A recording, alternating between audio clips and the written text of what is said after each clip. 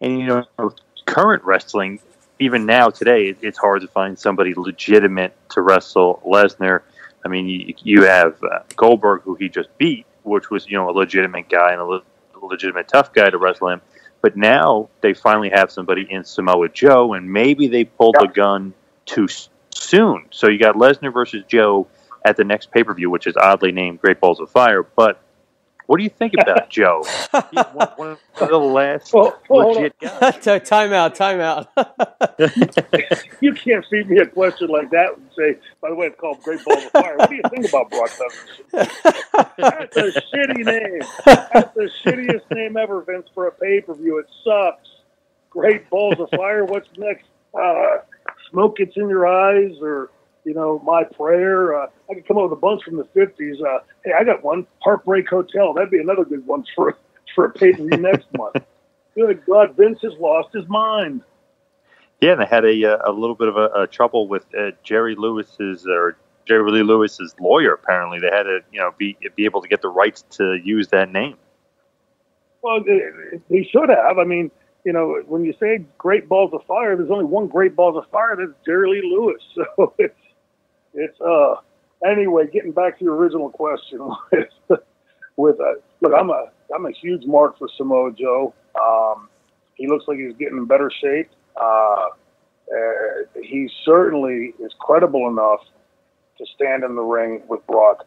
I don't know, like you said, with the WWE fans yet. Have they gotten him over in the WWE fans' minds to the same degree that I know Samoa Joe, or you guys should know Samoa Joe? If so, then that should be a program that they can work around the loop and for the next year or two. That's the question. Like I said last week, I haven't seen anybody, using Steve Austin's euphemism, I haven't seen Vince strap a rocket to anybody's ass in a long time there, and I don't think he's done it to Samoa Joe yet either. But that said, I know Samoa Joe from way back in TNA. I was a mark for him then. I've been a mark for him. I'm a mark for him now, his work. And I'd love to see what they could do. The question will be how will Brock get out? But in Samoa Joe, he'll have a legitimate opponent that can go. And if done properly, they could draw money with that. But that's a great big asterisk if done properly. That's one of those things that doesn't quite happen there in my book these days.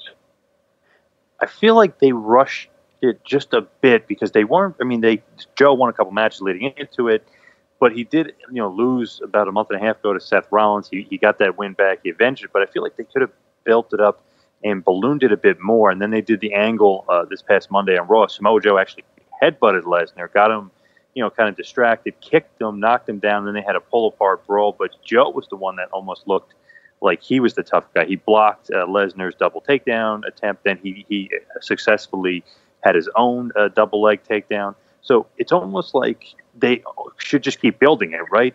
And not just throw it on a pay-per-view in July. They should kind of build it to SummerSlam or something. Yeah, they should definitely have dumped gasoline on it. The problem there, John, is that they've got nothing else. So what do you put on top of the next pay for the Great Balls of Fire pay-per-view? Can't even say it without laughing. They need to have something. And, there are rare instances where you can initiate a great storyline off of an initial match. And Joe certainly has the goods to do that. Again, it'll be, if Brock is it sounds like from what you just described that Brock is eager to work with him. And, Paul Heyman being involved certainly won't hurt it. Great mouthpiece, a great mind. So they can initiate one hell of a storyline off this.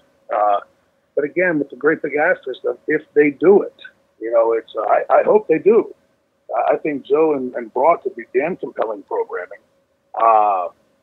But I'll sit with my mea culpa of if they do it properly.